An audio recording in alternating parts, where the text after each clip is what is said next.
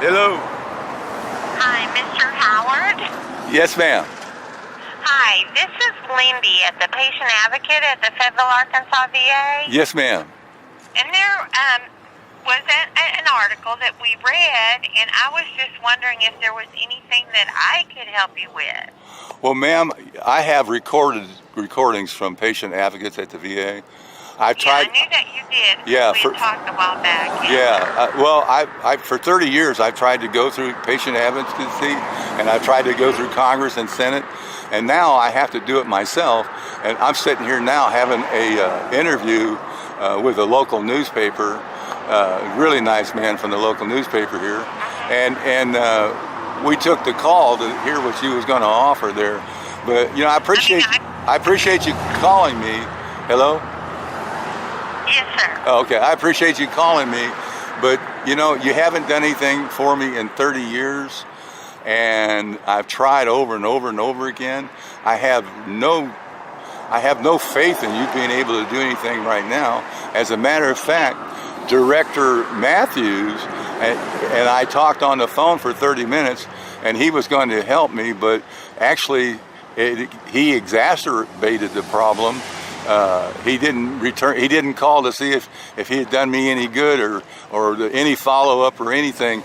I don't get the feeling that Director Matthews, Brian Matthews, I guess his name is, right? I don't get the feeling that he cares about veterans. So he's the top guy, and if he doesn't care about us, I don't know how I can put any confidence in you. But I love you, and I appreciate you calling. And, I'm not trying to be rude or anything. I'm just telling you the truth. If there's anything that you feel I could do for you, please let me know. I sure will, ma'am, and thank you for calling. Thank you. Bye-bye. Bye-bye. Now, I've never been rude with them. I've never yelled at them. And the proof is I wouldn't be a patient today had I done so. They would have booted me out for inappropriate conduct, and they would have forced me to go to anger management class. But I don't have a problem telling them the truth. You haven't helped me in 30 years. Why would I believe you would help me now? I have no confidence in that. It's a waste of my time, actually. And I hate to be hard-nosed about it, but it's over and over and over and over again. I've got that one recording where we taped the patient advocate admitting that it had been 6 months since they'd returned my calls.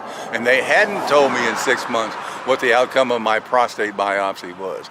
They hadn't told me that I needed a confirmed MDX test. But they don't ever get fired. Nobody ever fires them at the VA. And I'm kind of wondering why Senate can't get that VA accountability bill through Congress so that we can get something done on it. We've got people that was doctors who were caught. Now, I love the doctors, but there's some of them I don't love. But it's a finite group of doctors. Most doctors are pretty cool. This one right here is pretty cool. I like Dr. Klepper. I'm not sure he likes me because I created a lot of grief for him because his boss is Dr. Worley. And Worley's telling him what he can do and not do where I'm concerned. But as I was saying, he's holding up that disc, and they're not going to release it, which is breaking the law, And when you withhold medical treatment from someone, and withholding that ends up costing them their life, that's criminal. I mean, that is absolutely criminal. And so one of the things I'm going to be pushing for, along with all the veterans, the veterans are going to have to pick this ball up ourselves. Everybody else has disappointed us. We're going to have to get our pastors involved. We're going to have to get our kids involved. We're going to have to get our parents involved. We're going to get everybody involved. And then if we can get enough people involved, we can close the VA because we're a whole lot better off without it than we are with it. If that boy right there, if his brother that works there at the Sonic, that came over and gave me a hamburger today and this glass of water, what a wonderful thing for him to do. If his brother could get an appointment, he could save his life. They put his life at risk. He's been 5 weeks now waiting for that appointment. And that is a very fast-moving cancer. But he's the reason I'm here. And so I saw when he came over and told me that story this morning, I saw that as confirmation. That was energy building. I'm doing something good. And you know what? There's no greater deed than to give your life for your brother, according to the Bible. I'm perfectly willing to do that. I'm not Jesus. I'm not in his category, but I love him, and I'm willing to do. And I feel that, you know, like I say, I'm like the Blues Brothers. I'm on a mission from God. And this lady showed up here today because God touched her heart. And so there's been a lot of that going on. And, you know, I don't know what your convictions are, but when you get in the place where I'm at, you develop them. You know, there's no atheists in foxholes.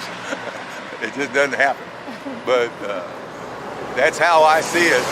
And I'm very thankful for any help I get from anybody.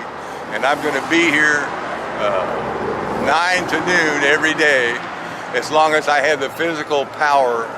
And then after that, I think I have some volunteers who may help me get down here and set up a cot. I'm going to stay here until the day I die. The day I don't show up here, you'll know I went to heaven. But rejoice for me. I tell people, don't feel sorry for me. The emotion that you should feel is jealousy, because I'm going to go to the place that is so good that we can't, with our human brains, even imagine, with all our creative powers, how nice it is in heaven. That's where I'm going. So jealousy is what people should feel for me. I'm not cried about my position in life. I'm not going to cry about my position in life. I'm not gonna go to heaven kicking and screaming.